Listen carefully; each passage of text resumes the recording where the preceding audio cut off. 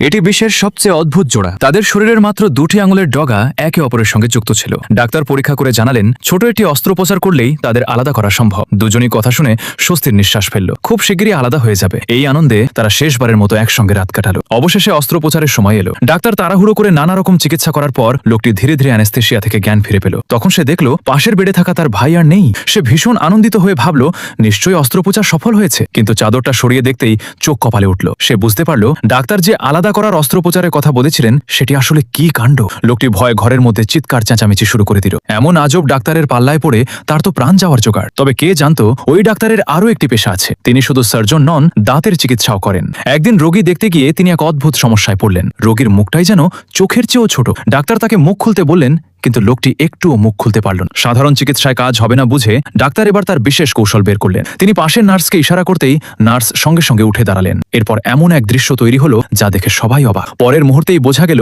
অভিজ্ঞ মানুষই আসল। তাই চিকিৎসা করাতে হলে সঠিক ডাক্তার খুঁজে নিন। সঠিক ডাক্তার থাকলে কোনো সমস্যাই আর সমস্যা নয়।